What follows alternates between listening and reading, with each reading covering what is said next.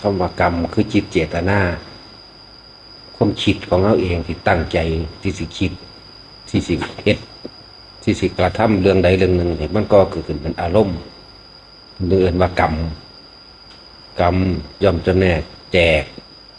สัตว์ต่างๆให้เป็นไปตามการกระทำของตนเองตาเขารู้คนอยู่ในนี่ความจริงทั้งเบิดว่าผู้นี้ไปตกนรกแบบนี้ผู้นี้เป็นเปรตวิสัยแบบนี้ผู้นี้เป็นเดรัจฉานแบบนี้ผู้นี้พวกนี้ไปกำเนิดที่เป็นเดรัจฉานสังเสชะที่เคลื่อนตัวง่ายซ่าบ่มีหูบ่มีตามีแต่ความสัมผัสรู้สึกตะเก็บตะปวดตะซื่อจังซี่ถ้าเฮาหูจังซี่เสมอกันสิบ่มีผู้ใดกล้าเฮ็ดหยังสิมีแต่คนสร้างแต่ความดีมันเป็นเพราะว่าเฮาบ่รู้นั่นแหละบ่แม่นเรื่องง่ายที่เฮาสิไปแสดงสิ่งต่างๆที่ไปรู้ไปเห็นมาให้ฟังได้ต้องไปรู้จริงๆไปเห็นจริงๆได้จังเอานำเข้ามาเว้าที่เพิ่นว่ากรรมย่อมจำแนกแก่สัตว์ทั้งหลายให้เป็นไปต่างๆตามการกระทำของตนนี่มันเป็นคำเว้าที่เป็นต้องอาศัยคนที่เข้าไปหูไปเห็นตนค่อยๆมาขยายความมาอธิบายให้ฟังเอาฟังรวบๆซะนี่บ่เข้าใจหรอกมีแต่ว่ากรรมของกูเวลาบ่ได้ดังใจเวลาเครียดเวลาลูกบ่ได้ดังใจผัวเมียบ่ได้ดังใจเวลาผู้นั้นผู้นี้เฮ็ดใส่เนาะกรรมของกูสิว่าไปจังซี่นั่นแหละถ้าทุกคนรู้ความจริงต่างๆที่ว่าคำว่ากรรมคือจิตเจตนาความคิดตั้งใจคิดจากใดของผู้นั้นผู้นี้โดยความโลภโดยความบ่ถูกต้องโดยธรรมโดยความบ่ยุติธรรมโดยจะเป็นลักปล้นจี้ขาสิในสิ่งทั้งหลายเหล่านี้แต่จิตตกข้างตายในขณะที่มีความอยากใดของเขาไปปล้นเขายิงสวนตายซ้ำบ่แน่ในระหว่างนรกกับเปรตจักสิอันใดสิหนักกว่ากันแต่เฮาฮู้ความว่าคิดแบบนี้กระทำแบบนี้แล้วมันลงไปแบบนี้เห็นโอ้มันสิบ่มีผู้ใดอยากเฮ็ดเด้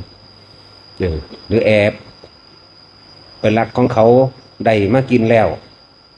มานอนภูมิใจว่ากูรักของเขาได้เสือกตายซ้ำจังซี่ฮู้ว่าเจ้าของไปตกนรกหรือว่าเป็นเปรตจังซี่บ่สิมีผู้ใดกล้าเด้โกรธเกลียดเครียดแค้นเวลาใดก็ช่างที่เฮาบ่พอใจบุคคลผู้ใดผู้หนึ่งหรือสัตว์ก็ช่างหมาก็ตามหมากัดเฮาจังซี่คนด่าหรือถูกรังแกเอาเปรียบเวลาเฮามานั่งนอนคิดนึกอยากทำลายเขาให้เขาชิบหายความรู้สึกของเฮาเกิดวูดอยู่ในความรู้สึกในใจเฮานี่เด้พอดีหัวใจวายตายตรงนั้นนรกนี่แต่เฮาฮู้แบบนี้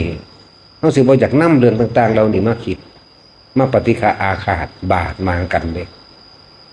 แต่เฮาฮู้ผลของการกระทำของเฮาเองว่าจิตสุดท้ายก่อนตายเป็นแบบนี้ความคิดสุดท้ายและจิตสุดท้ายก็ดี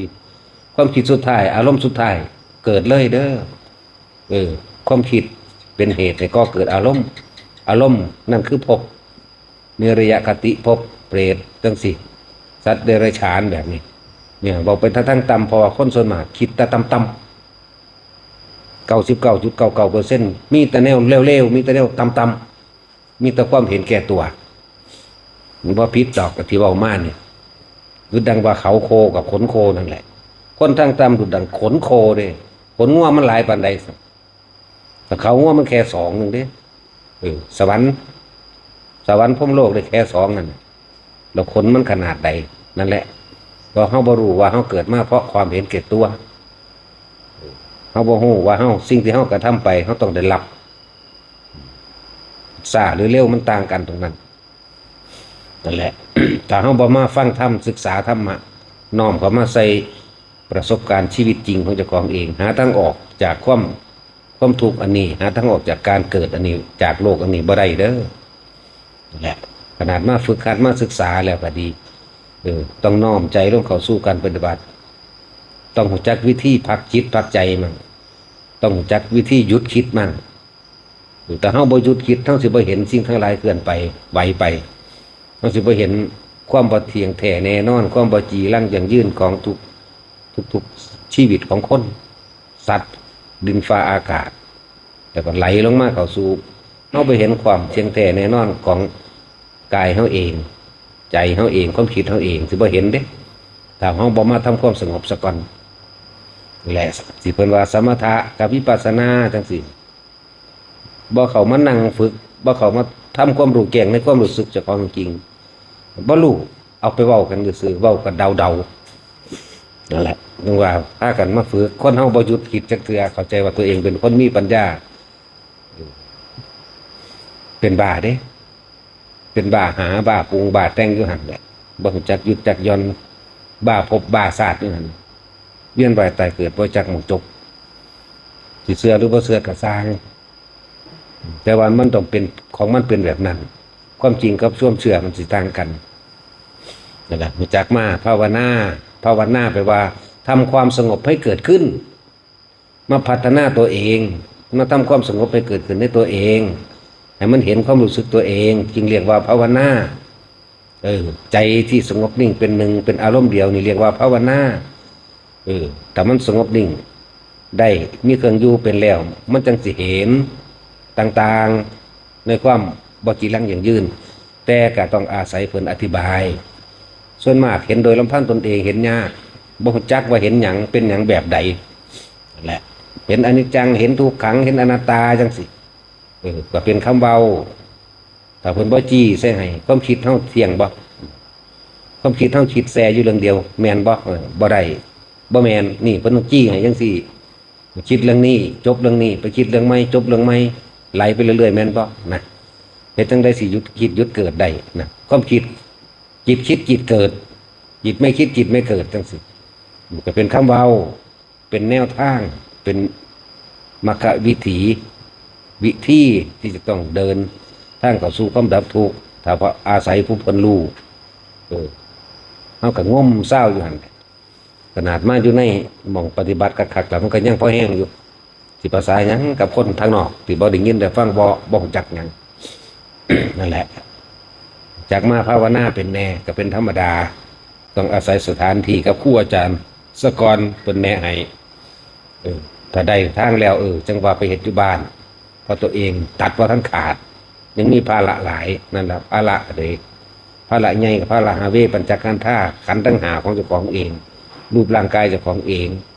แล้วก็บ่แม่นแค่นั้นเด้ถ้ามันมีตัวตนเจ้าของเองมันก็มีผู้อื่นอีกมีผัวมีเมียมีลูกมีหยังไปเลยนั่นแหละแต่ว่าจังซี่บ่เข้าใจดอกจังว่ามาฝึกหัดภาวนารู้จักไม่หยุดคนเฮาบ่รู้จักหยุดคิดมีส่วนในความเป็นบาทั้งเบิดแต่มันหยุดคิดได้ต้องตั้งมั่นได้แล้วจังสิคอยเห็นความเคลื่อนไหวของทุกสรรพสิ่งดอกตะกี้เฮามีแต่คิดไปน้ำมันดักได้ดักดีอยากมีอยากเป็นตั้งแต่ตื่นขึ้นจนเท่านอนหลับไหลไปนอนหลับแล้วก็คิดต่อฝันไปปรุงแต่งประกอบเรื่องเล่าต่างๆขึ้นในความฝันนั่นแหละความคิดขณะหลับเป็นจังซั่นฝันไปส่วนมากว่าทั้งต่ำดอกว่าหยังว่าไปจับเอาเฉพาะแนวมันต่ำแนวมันอยากได้อยากดีอยากมีอยากเป็นแล้วมันก็สร้างผู้นั้นสร้างผู้นี้เอาเรื่องนั้นเอาเรื่องนี้มาคิดนั่นแหละความคิดขณะนอนหลับตายตอนนอนหลับก็ไปตามนั้นแหละส่วนมากต่ำอบายภูมิเอิ้นว่าต่ำสันนรกโหดเหี้ยมเกลียวโกรธเปรตอยากได้บ่มีเมืองพ่อสัตว์เดรัจฉานห่วงสิ่งห่วงของลุ่มหลงตนเองที่จะไปสวรรค์ว่ามื้อนี้เช้ายังไปท่านนอจับภาพพระตายนึกถึงพระตายจังซี่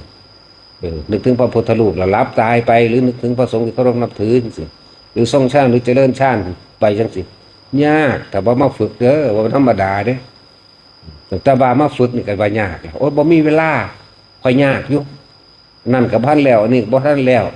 โอ้ข่อยยังฆ่าสัตว์อยู่ข่อยเข้าวัดบ่หลมอย่าลืมว่าบ่มีอิหยังสมบูรณ์ในโลกบ่มีอิหยังที่ว่าได้มาด้วยความสมบูรณ์ได้มาด้วยความพร้อมสมบูรณ์บริบูรณ์บ่มีแต่ได้มาด้วยความทุลักทุเลอัตคัดขัดสนบ่มีหยังสมบูรณ์เด้อนั่นแหละแย่งมันมากกระชากมันมากตัวว่าความเคยชินในความใดดีมีเป็นนั่นน่ะความคิดกระชากออกมา นั่นแหละจังหวังว่าเพิ่นก็บ่ได้สำเร็จด้วยความสมบูรณ์จักองค์อันนี้แล้วเบิดจังไปบวชบ่มีทางมีแต่ไก่ซากออกมาเลยนั่นแหละพอ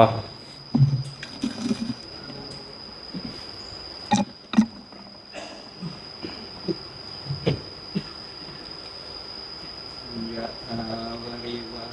ปุราปาริปุเรนติสาครัง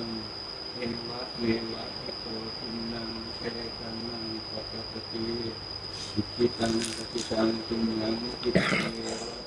จตุตเตปุเรนติสังกปาจันโทปนะระโตยะถามณิโตติยะโตยะถา สัพพิติโยวิวัชชันตุ